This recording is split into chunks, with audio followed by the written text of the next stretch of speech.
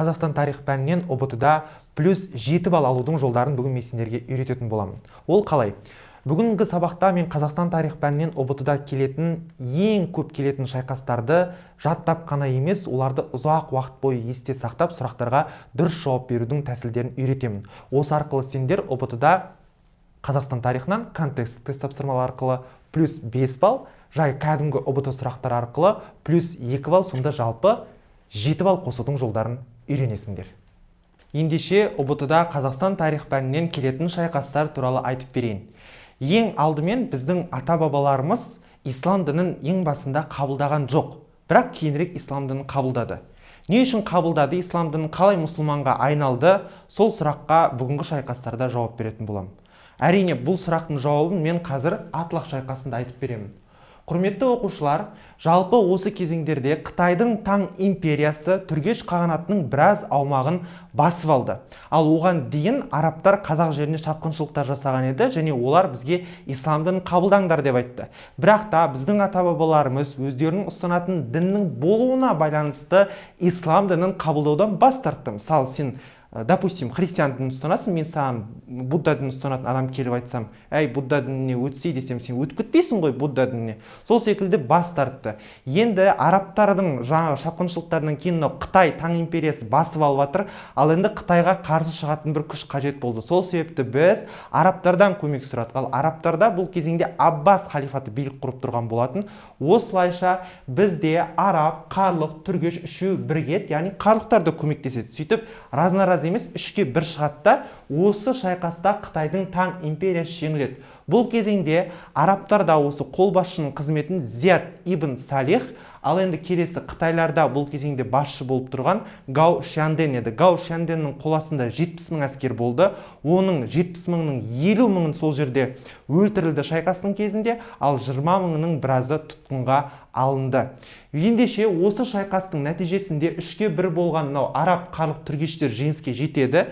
ұбт-да бұл тақырып бойынша мынандай маңызды сұрақ келеді. Атлах шайқасының тарихи маңызы немесе нәтижесі деп сұраса, Қытайлар жетісу жерінен толық қуылды. Және осы шайқастан кейін біздің ата-бабаларымыз ислам дінін қабылдай бастады. Өйткені біз ислам дінін қабылдауға уәде берген болатынбыз арабтарға.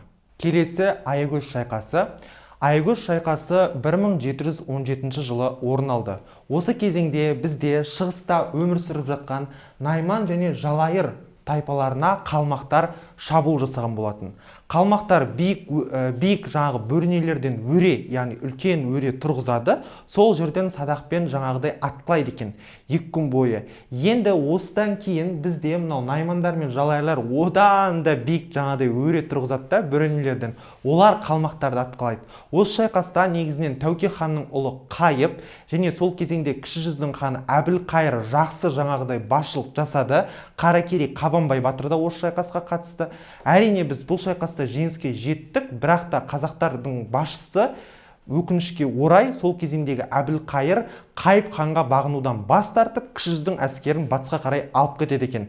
Әрине бұны көрген бізде қалмақтар және жоңғарлар қатты таң қалды. Вообще олар өйткені қазақтардың жаңағыдай осы нәтиже жасап шайқаста жеңіске жететін шығар до конца деді, бірақ бізде эгоизм жаңағыдай өріс алып, хандар жан-жаққа кетіп қалды. Енді біз өте маңызды тарихқа енген Орбұлақ шайқасы туралы айтайық. 600 мың әскер мен 50 мыңдық әскерді қалайша Жәңгір хан күйретіп жеңіске жетті? Осы сұраққа жауап іздейікші. Көпшілігіміз осы жерде 300 спартанцев дейтін фильмді көрген болатынбыз. Ол жерде де арнайы тактикамен соғыста жеңіске жеткен болатын. Енді Орбұлақ шайқасында неліктен біздің сол кезеңдегі жаңағыдай 600 ғана әскер шықты, неге жоңғарлардан 50 мыңдық әскер шығып тұр? Енді қарайық, жоңғарлардың тарапынан осы кезеңде Батыр дейтін қонтайшы басшы болып шықты. Қонтайшы деген бұл жерде жоңғарлардың басшысының титулы. Батыр деген бұл бізде жоңғарлардағы жаңағыдай басшының аты. Батыр, мен сияқты, Бекзат деген сияқты.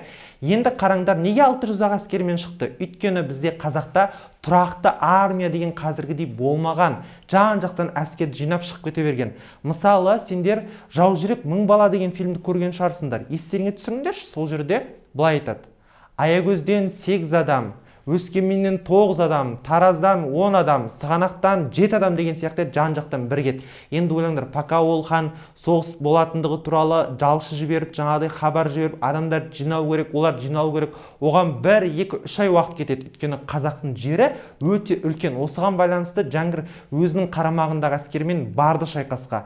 Енді 600 әскерінің жартысын таудың жаңағыдай жағасына жасырып, сол жерде қақпандар дайындайды, жоғарыдан өте үлкен тастарды дайындайды, және садақты оғына жаңағыдай бізде отты жағып қояды да, жоңғардың 50 мыңдық әскері келген кезде оларды бір жағынан қақпанға жерге түсіп жатыр, ана жақта біреуінің басына тас құлап жатыр, мына жақта біреуінің басына садақпен жаңағыдай от болып өртеніп жатыр.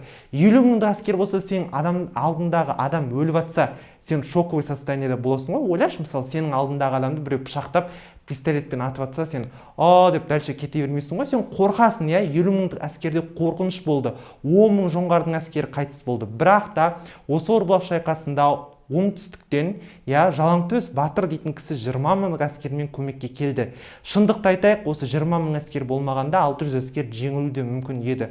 Бірақ бұл жерде біз осы Жәңгір ханның өте мықты тактикасын айтуымыз керек, себебі ол 600 әскермен ұстап тұра алды 50 мыңдық әскерде, және бұл Жәңгір ханды сол себепті Салқам Жәңгір деп айтып кетті. Және оқушылар, мен сендерге осы Орбұлақ шайқасына байланысты Қазақстан телеарнасында шыққан Орбұлақ дейтін телехикаяны көруге кеңес берем. Орбұлақ шайқасы деп аталады. Орбұлақ шайқасы немесе Орбұлақ деп жазып көрсеңдер, ютубтан шығады. Міндетті түрде көрейік. Бұланты шайқасы немесе Білеуті шайқасы, қалмақ қырылған, айран төгілген шайқасы. Бұл шайқас 1726 немесе 1728 жылы орын алды. Кейбір оқушылар бұл шайқасты 26 мен 28 жылдар аралығында болды дейді. Жоқ, екеуінің біреуі тестте келеді, себебі екі кітапта екі түрлі берген. Уайымдамаңдар, екеуінің біреуін ғана ұбт-да сұрайды, 26 немесе 28. Бұл шайқас Ұлытаудағы, яғни Қазақстанның орталығындағы Бұланты, Білеуті немесе Қарасиыр, айран төгілген жерде өтті. Сол себепті осындай бірнеше атаулар ұбт-да сұралады. Және осы шайқаста бізде қазақтар мен жоңғарлардың әскері шайқасып, қазақ әскері жеңіске жеткен болатын.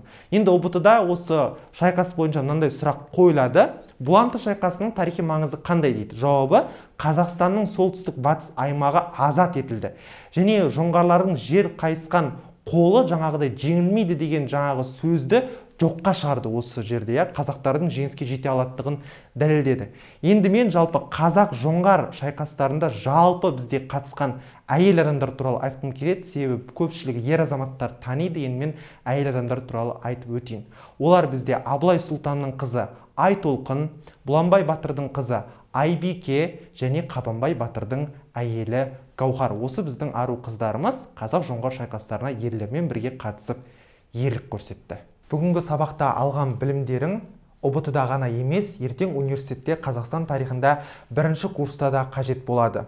Егер сендерге осы сабақ ұнаған болса, лайк басып пікір қалдыруды ұмытпаңдар. Сендермен бірге болған тарих мұғалімі Бекзат Қайратұлы және барлықтарыңды сабақ онлайндағы курсымда күтетін боламын.